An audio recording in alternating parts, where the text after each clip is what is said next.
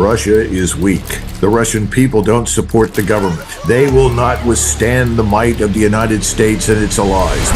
All of that, of course, has ended up on the ash heap of history. Russia is enormously powerful. They have a population that loves the country. They're Russians. They believe in themselves. They believe in their religion. They believe in what they are, and they're willing to fight for it. You have been an outspoken critic of this war, and you have said that all the media we're seeing here in the UK and in the US is telling us the wrong story. They've been demonizing Putin, and you've been saying, wait a second, that's not true. This man, Putin, is by far the most Western-friendly leader that you're going to see in Russia. If he vanishes and someone else takes his place, the probability of a successor being far more difficult to deal with and less informed about the West is very high. We should take that into consideration. And what's his principal message? We have been here since 932. We are not going anywhere. We will continue to exist. Understand that. We want to live with you. We want you to live with us. We're not the same. But our interests and your interests do not necessarily conflict. We have no interest in Eastern Europe. We're not interested in a war in Eastern Europe. I'm curious what you think of this upcoming election. Jim Rickards says it's Trump in a landslide. Do you think that might be true? Well, that's the question, isn't it? It could be true. In fact, it may well be the case. And remember, the last time he was successful in 2016, it was because people came out in great numbers. And they hadn't figured out how to defeat that yet on the left. They had grossly underestimated him. That could happen again. And that's the point. If it does, I don't know how you contain the anger that will erupt.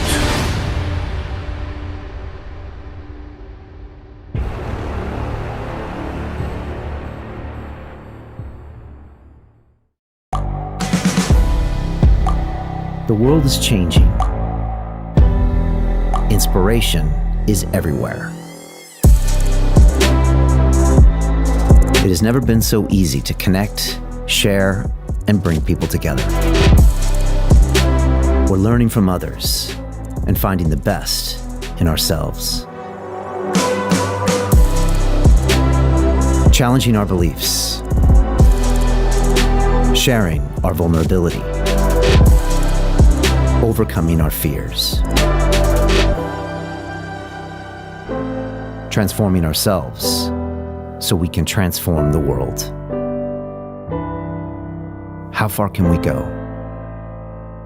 This is London Real. I am Brian Rose. My guest today is...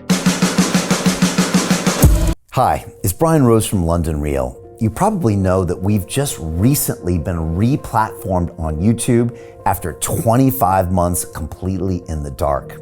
The truth is, I really need your help. What I really need you to do is click on that subscribe button right now, like this video, and maybe even leave a comment or share the link with friends. We're really fighting against an algorithm that's tried to keep us quiet for so long, and the more subscribers we have, the more people watch our content, the better guests we can bring you, the better content, and we can continue transforming lives. We've been doing this for 14 years now. I want to do this for another 14 years, but I really need your help. So click on that subscribe button, like the video, leave a comment, share this, and we're going to continue to bring you more and more great content. Thank you. This is London Real. I am Brian Rose. My guest today is Colonel Douglas Macgregor, the decorated combat veteran, author, and foreign policy expert. You are widely recognized as one of the preeminent military strategists of your time and spent over 28 years working at the highest levels of the U.S. military. You've been a regular commentator on CNN, the BBC, and Fox News, most notably on the Tucker Carlson Show. And in 2020, Donald Trump appointed you as senior advisor to the Secretary of Defense. You believe the greatest threat to America comes from within Washington, D.C., and that the $34 trillion national sovereign debt will inevitably collapse the economy. You've also said that the open border policy continues, Americans will lose their culture and their sense of national identity. And you believe Israel's war with Hamas has developed into a campaign of depopulation, something that could force the U.S. into a showdown with the entire Islamic world and potentially Russia and China. Colonel Macgregor, welcome back to London Real. Well, thank you. I think you've answered all the questions. I'm not sure we have much to talk about. I actually wanted to jump into a topic that I've heard you comment on, but we haven't talked about before we get into a lot of the foreign policy and the national events happening there in the States, and that is your comments on Bitcoin. I kind of find that fascinating because, again, we haven't talked about it before, and a lot of people wouldn't expect you to bring something like that up. We have been kind of deep into this blockchain space for the last 3 years, so we're familiar with it. We're seeing Bitcoin coming back to some of its all-time highs. But I'm curious, what are your thoughts on Bitcoin and why have you been vocal about it lately? Well, I don't know that I've been all that vocal. I was asked a question and I answered honestly. You have someone in your midst whom I hold in very high esteem. His name is Alasdair Macleod. And Alasdair has a lot to say about the financial warfare that is being waged right now. And what Mr. Putin is doing, along with his colleagues in China and India, to lead a substantial portion of the world, if not most of it, towards a gold-backed currency. And I think Alasdair Macleod is absolutely correct. The question is, what do we in the West do? And I have a great deal of difficulty believing that we can adopt a gold-backed approach to finance. So I think that the digital currency that is not controlled by the central banks, by the way, in other words, independent like Bitcoin, does have a future. And it's a store of value. It's not imaginary. It's quite real. And I think we may end up seeing that kind of digital currency replace what we today call fiat currency. Now, when will that happen? How soon? I don't know. But I'm sort of got one foot in two camps. One foot is in the camp with Nassim Taleb. The other foot is in the camp with Alasdair Macleod. And in the middle, I see Bitcoin as a third way forward. Wow, that's fascinating. And again, it's a credit to you, Colonel, that you're open-minded enough to consider something like that, because a lot of people just kind of dismiss it with kind of the usual rhetoric about it. But, the spot ETF has been approved and now billions are flowing into it. And it's now considered a legitimate diversified financial asset. But more so than that, it's something that's kind of independent. There have been people that said we wouldn't be in these wars if we didn't have this fiat currency. We could inflate at will and throw money around to these causes that don't have a lot to do with domestic sovereignty. I'm curious if you think that might be the case of when politicians are allowed to just print money willy-nilly, that they oftentimes throw it to the wrong places. Well, it all begins with central banking. And, we've had this Federal Reserve since 1913, and every president up until Woodrow Wilson resisted it. Ultimately, Woodrow Wilson later apologized to the American people for signing it into law. And I think the central banking system that dominates the West is one of the reasons that we are in a position of hostility towards Russia. Russia wants to be out from under it. China doesn't want to be suppressed or dominated by it. I think we can go back and look at the two world wars and make a very good case that central banking led to those. So yes, I'm a critic of central banking, but in the meantime, I don't expect to lead any rebellions or revolutions to remove it. And so the one way that you can go forward in a different direction and avoid it is digital currency, Bitcoin. Fascinating. All right, that's great to get your perspective on that. To be continued probably in a future conversation. I wanted to jump in and get your thoughts on a very fascinating, I would call, geopolitical event, which happened a couple weeks ago, and that was Tucker Carlson traveling to Moscow to interview the leader of Russia, Vladimir Putin, who hadn't really been interviewed by anyone in the West for, I think, 5 or 7 years. And I'd love to get your thoughts, because you have been an outspoken critic of this war between Ukraine and Russia, and you have said that all the media we're seeing here in the UK and in the US is telling us the wrong story. They've been demonizing Putin and making him out to be X, Y, and Z, and you've been saying, wait a second, that's not true. Actually, Putin wants this, this, and this. And it was fascinating for me to watch that interview almost through the Macgregor lens of what you've been saying. And I must say, Colonel, most of what you said seemed to be true as my feeling of what Putin is all about. But I'll pass it over to you. What did you see there, and what did you make of this historic event? Well, I think President Putin was emphasizing certain things that we in the West don't really pay enough attention to.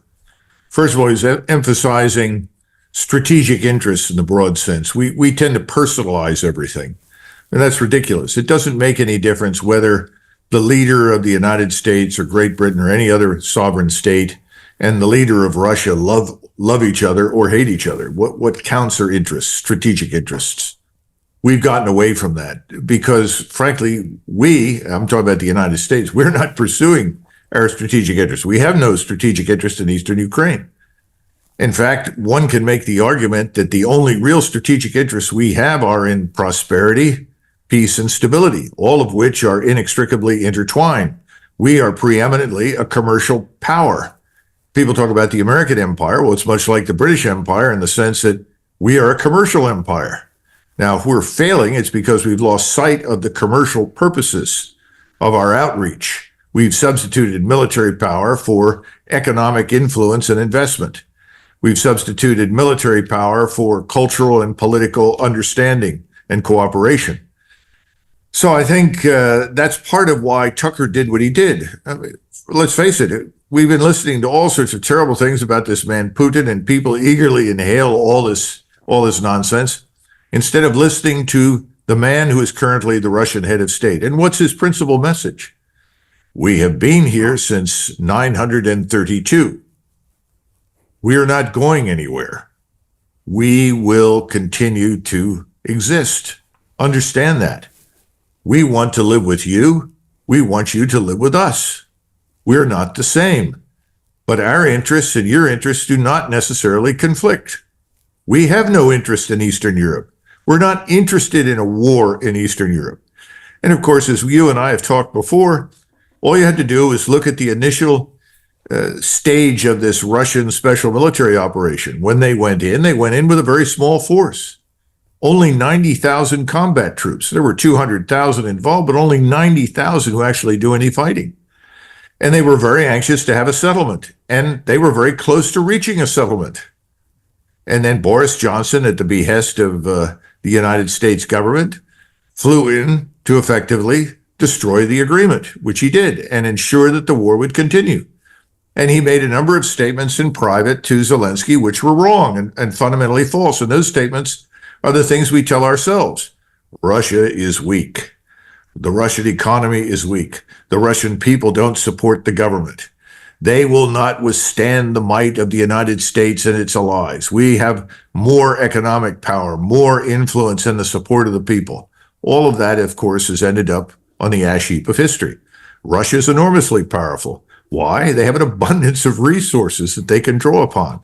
They have a population that loves the country. They're Russians. They believe in themselves. They believe in their religion. They believe in their country and their leadership. Does that mean that they all love Putin? Certainly not. But they believe in what they are and they're willing to fight for it. So we set up Ukraine for failure and we've destroyed that nation. We've killed hundreds of thousands of Ukrainians needlessly. We've driven half the population out of the country, probably 1 million plus wounded on top of the more than 500,000 dead. It's a catastrophe. And you know what? At some point, the United States will do what it has always done. Leave. We just leave. We are preeminently a maritime power and an aerospace power. When things don't go our way, we pack up and we go home. We are only a land power in the Western Hemisphere. And so that's one of the reasons we've tried to fight this war against Russia on the cheap at the expense of the Ukrainian people. And I would argue at the expense of the Europeans, whose economies are in ruins. So in sum, I have not much more to say except that this is what's going to happen in the future. We will just leave.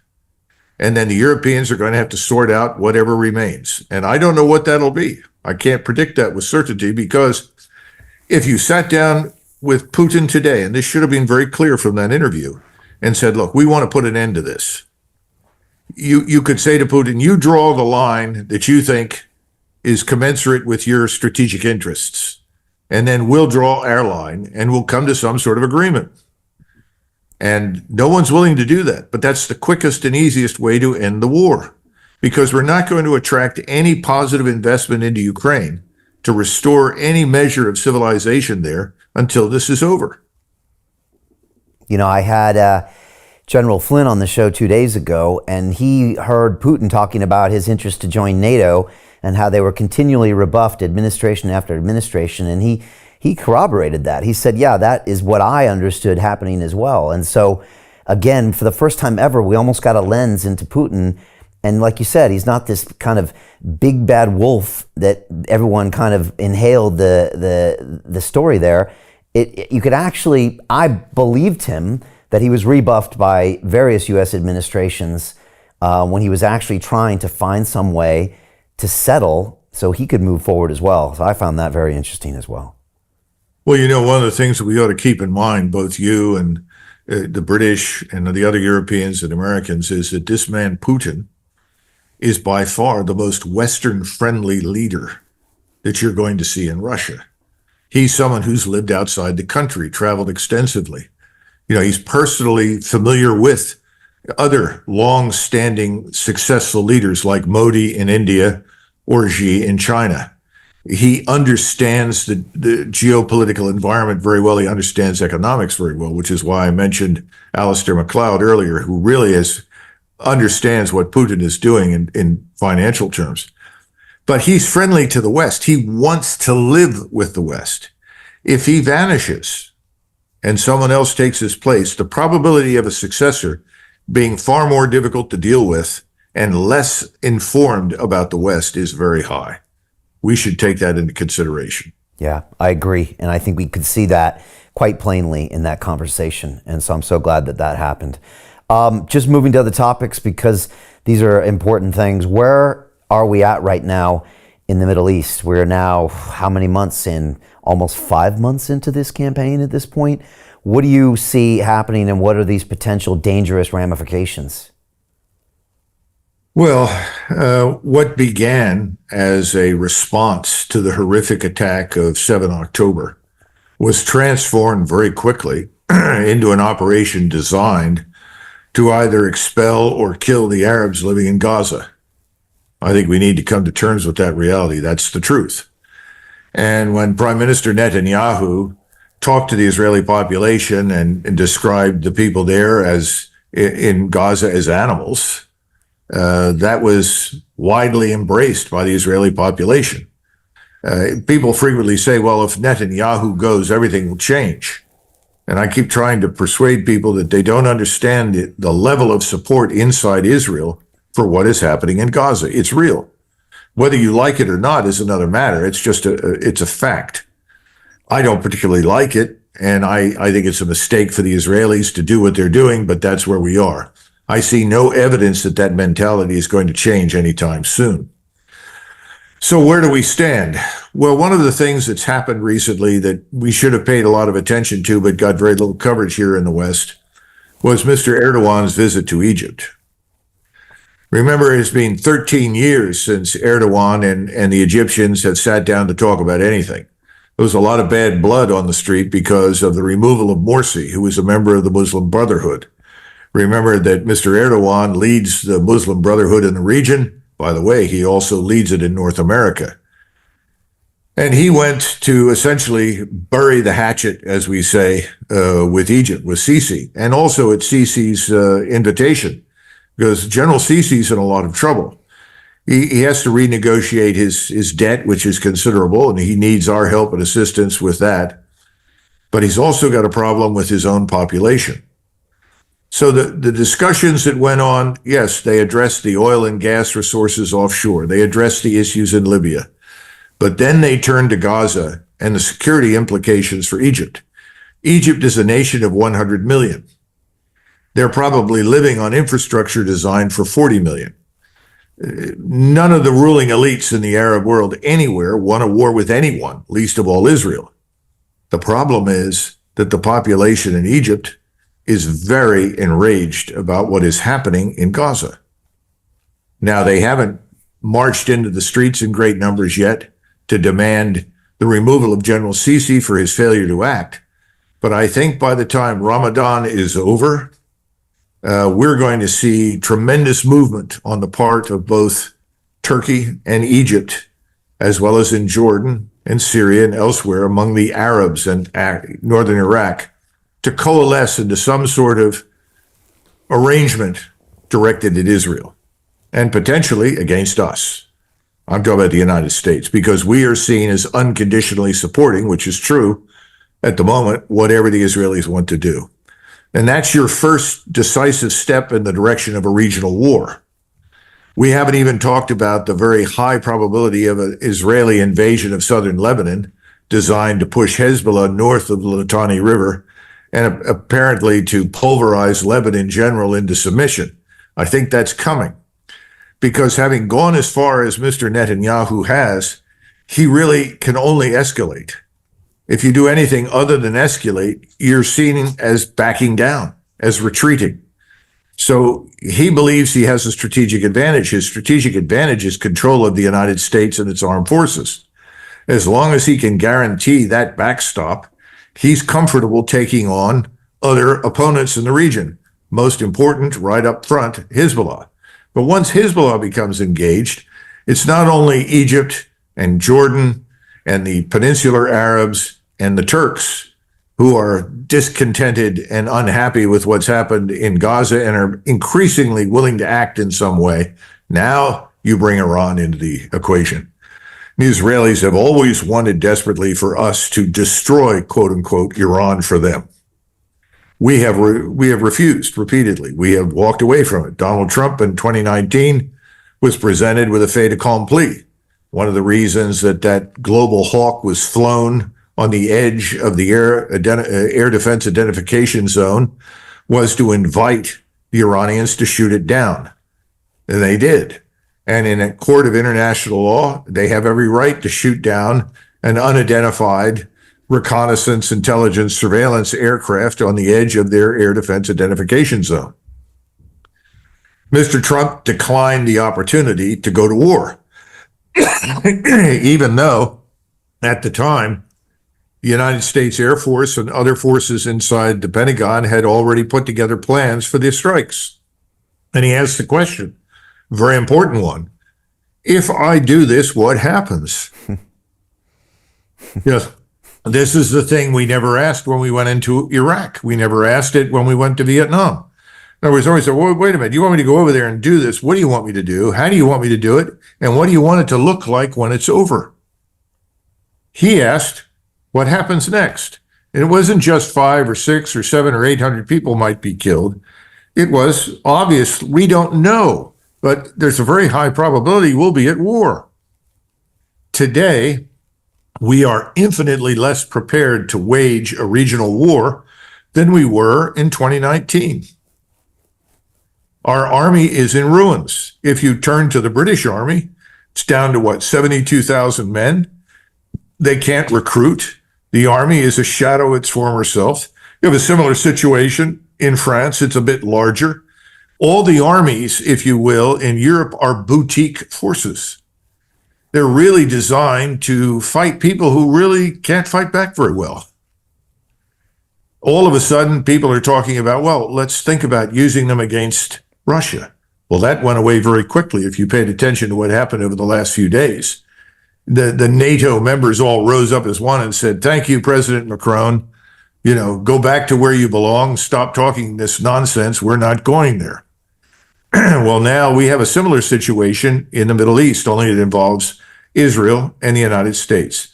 Perhaps the United Kingdom has interest in joining this. I don't know.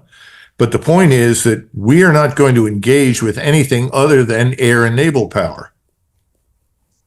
And the history of warfare suggests that if you use only air and naval power, things will look pretty much like they did before you started when you're finished.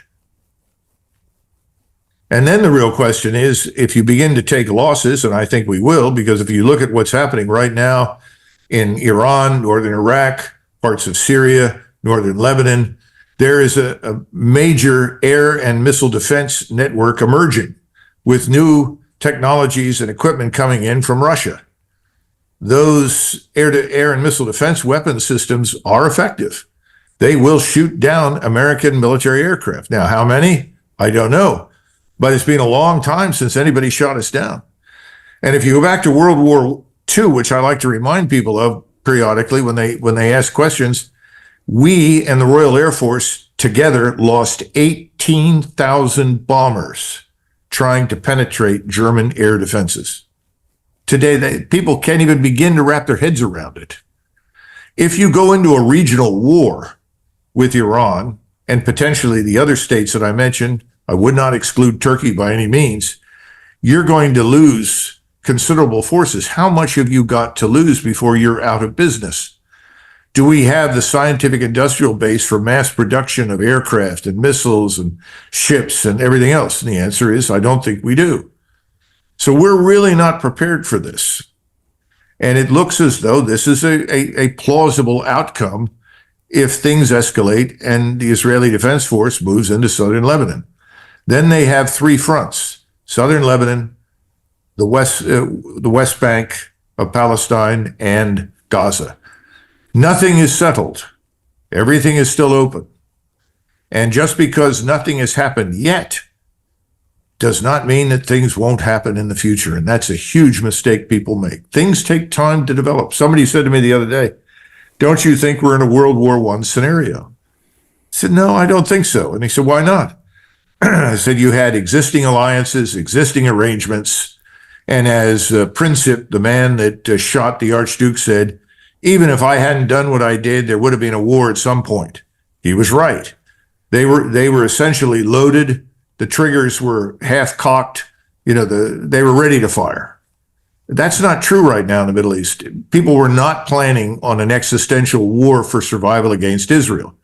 Today they are, but it takes time.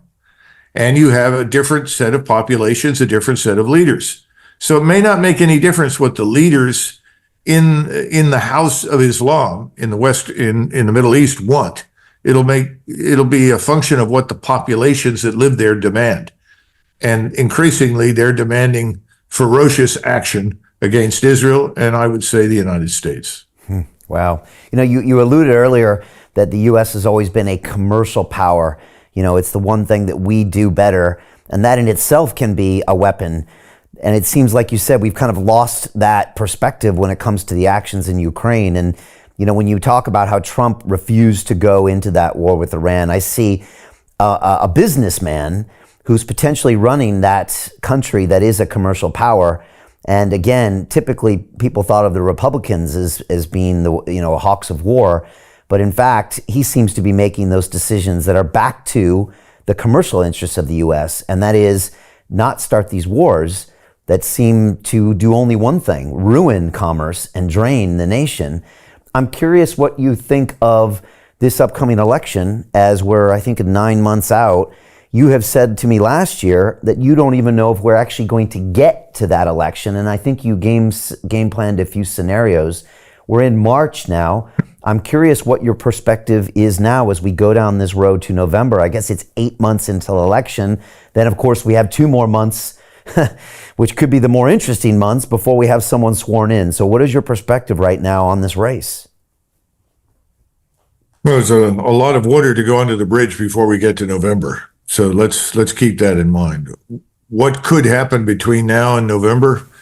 We could face a serious fiscal crisis. We now are servicing our sovereign national debt of roughly $1 trillion a year, which is essentially what we're spending on defense and the intelligence apparatus.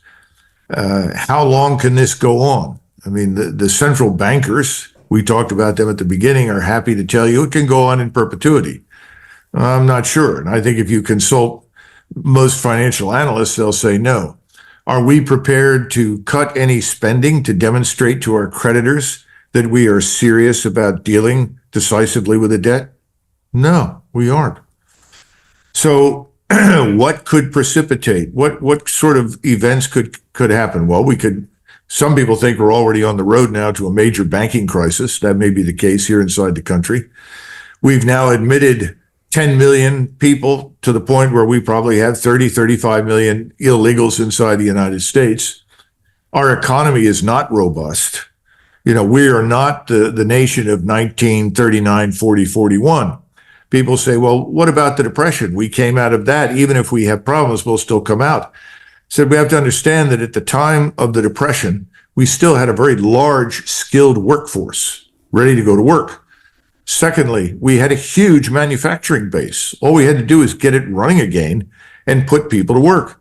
And then three, our creditors from the First World War, the people that owed us money, they were paying us from Britain and France and other countries in gold. We had a huge supply of it. What's happening now?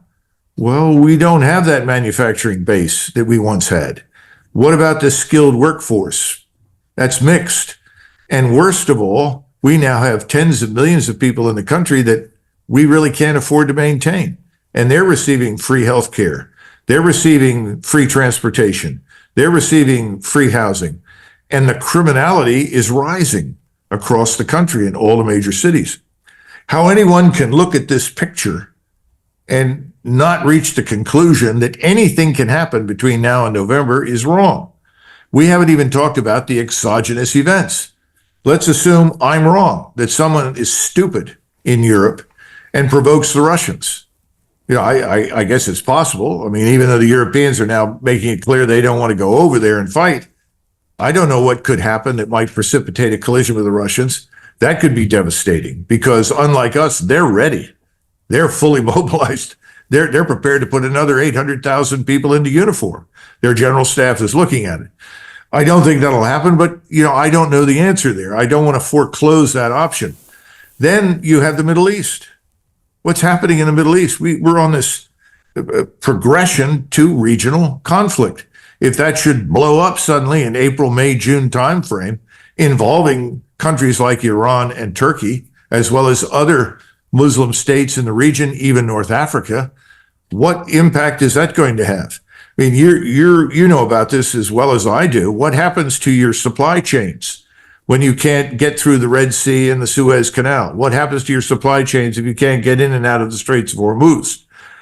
I mean, we could talk for hours, but none of it is good. Everything is fragile. It wouldn't take very much. And once again, go back to the treasury bonds or the bond market. Go back to, you call them gilts. Yeah. Gilts. They're rising. We're the 10-year, which I always look at, most people look at carefully, is once again rising. This is bad news. How do you deal with all of this? So I think it's sort of a giant house of cards. And we just don't know which card is going to be kicked out underneath and then cause a collapse. But I think we're headed in some kind of direction like that. You know, you mentioned the border, and both President Trump and President Biden are on the border, I think today or yesterday or this week. And Trump just kind of gave a speech on the Texas border where the Texas governor is, vehemently opposed to everything that's happening from the White House. And Trump got up and he said this, and it kind of fascinated me, Colonel. He said, I actually cannot get anyone to explain to me why the Democratic White House would allow this influx of what you're saying is 35 million people. He said, I actually can't find any reasonable motive to that. Now, some people say these people are going to vote Democrat in the future, but Trump doesn't really buy that as a reason. He can't actually come to a reason of why this would be allowed. And I'm curious if you know of a reason or why you think this is happening and then what the implications of it are. Well, first of all, let me correct you on one point. I didn't say 35 million people came up. I'm saying 10 to 12. And when you bring them in, you add them to the totals of illegals who are already here. Ah, yes. You come up with a 30 to 35 million number. And I got that number from people working in Homeland Security for Mayorkas. And incidentally, everyone in the Department of Homeland Security utterly hates and despises the man because they know he's working tirelessly to destroy us. Now, why do I say that? Go back and look at the reasons why we shut down immigration after World War I. We shut it down completely in 1924. And one of the principal reasons that people gave for shutting it down was we're not getting the people we want. The great myth of American history is that everybody who came to the United States was poor and stupid. No. In fact, de Tocqueville, the brilliant French historian who came and visited us in the 1840s, he absolutely got it right. By the way, so did Max Weber, the German sociologist who came later and reached the same conclusions. He said, The United States is the creature of the middle class. The people that showed up were not all indentured servants, not by a long shot. They came later on. The people that came and created the foundations were middle class. And if you want to understand the American Revolution and what happens and everything attending to it, you've got to understand the Puritan Revolution and the English Civil Wars and Cromwell. Cromwell is as much a founder of the United States as anybody. You draw a straight line from Cromwell to George Washington, from George Washington to Abraham Lincoln. All right? That's the country we were. Suddenly in the 1880s and 90s, the Democrats in particular saw virtue in bringing in large numbers of Europeans from Southern Europe and Eastern Europe that they could then repurpose as future Democratic voters. And so these people came in, and they were not all middle class. They were not all arriving in a state of pristine education. We were the leader in the world for literacy in 1900, but it wasn't because of a public school system. We had none. It's because the people coming were already educated. Bismarck was furious. He had to shut down emigration coming out of Germany because he said, we're losing all the talent. Everybody who has any talent and ambition and imagination is going to America. And then somebody said to him, well, don't worry, Chancellor, they're Germans. Then we'll have friends in America. He said, you're an idiot. Absolutely not. The Germans become Americans, you fool. Don't you get it? Well, Bismarck was right. So we were doing very, very well until we got this new influx. And then we had this thing called Cosa Nostra, mafia, criminality. And on top of that, we started noticing that large numbers of people coming in were communists who were trying to organize against the very government that was admitting them. And so people said, we've got to shut this down. So we shut it down in 1924. It didn't really reopen until after World War II, but we had legislation on the books that said you can emigrate from country X based on the proportion of people from country X that already exist, because we had a balance. We were comfortable with that balance. We had very low crime rates. We had a very successful industrial base. We had a thriving economy. In 1965, all of that was overturned by two senators. One was named Javits from New York City, and the other was Kennedy. And they opened the floodgates, as they put it, to, quote unquote, the developing world. Now, that didn't have an immediate impact, but over time it did. And by the time you get to Ronald Reagan, he decides the solution is amnesty. And so millions of people who had come up from Mexico simply received amnesty and said, everybody said, well, see, it's over now. It got much worse. That was an incentive for everyone, everywhere, to come to the United States. And so all that Mayorkas and Biden and everyone in the administration have done is take a page out of Reagan's book. Let's just open it up, let everybody in, and tell everybody that it'll eventually exhaust itself. Well, it hasn't, and it won't. But once again, we're bringing in huge numbers of people that we have no chance to ever assimilate. But there are people in Washington that are happy with that, because they think that one of two things can happen. First of all, the core population of people who call themselves Americans, just Americans, they are not hyphenated. They will be swamped, diluted, overwhelmed. And they're the problem. That's the problem. They're the problem. And then we'll have all these other people, and they can set up their own cultural centers and their own bodies, and we can play them off against each other and rule them in perpetuity. And there's a lot of money behind that. And Americans are beginning to wake up. I think it's almost too late. We will see. And it's not going to be a pretty picture once people figure it out. And the thing that I worry most about is what happens when the abundance becomes scarcity. And that's where we're headed right now. We have people having trouble feeding their families as it is. Go to any state you want. You can see the traffic jams of people lining up to go to food centers, where the food is free, and picking up everything they can because they just can't afford to feed their own families anymore. It's not a pretty situation, and it's not going to improve quickly. But if the things that you and I are discussing, these exogenous events overseas, and the continued mismanagement of the economy here, and the continued influx of people into the country that we can't possibly absorb, and the criminality that's rising as a result, we're in a lot of trouble. Tucker Carlson recently talked about what happens after election day in November this year, and he talked about a couple different scenarios. One, maybe there's a clear winner, and then it's kind of over. But if there's an unclear winner, and it looks like there was some funny business going on, then we could descend into something very, very scary. If people, maybe even Trump supporters, feel that something was done to thwart that, it becomes maybe a scary place to be. Now, you're on the ground. Have you game planned that in your head? And you thought about what that looks like and how far that could go and who is involved? Does the National Guard get involved? Or what does that even look like? And also, what's your perspective, with your military mind? Well, you're talking about election integrity. Yeah. Having grown up in Philadelphia, one of the largest cities in the country, I can tell you there is none. So there is no election integrity in the major cities: Chicago, New York City, Philadelphia, Los Angeles. These places are large, have millions of people, and the majority of the population that lives in those places is accustomed to one-party rule. And that one-party rule is from the left, the Democrats. And everyone is sort of on the patronage system.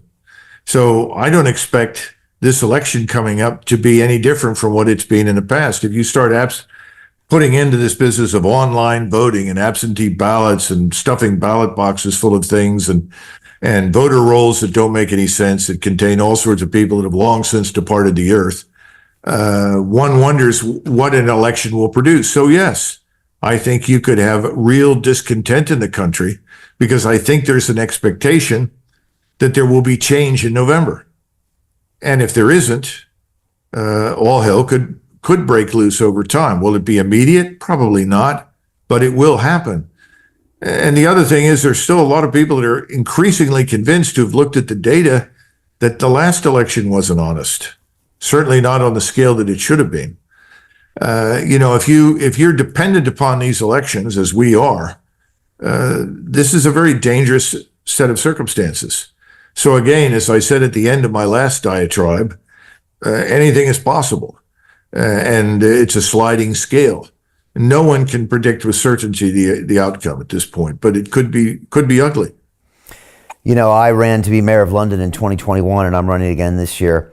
And one thing that people constantly came up to me in the streets afterwards, they said, Brian, you spent 7 months campaigning. You drove a bus 5,000 miles through every borough in London. And the number of votes you got just doesn't make sense.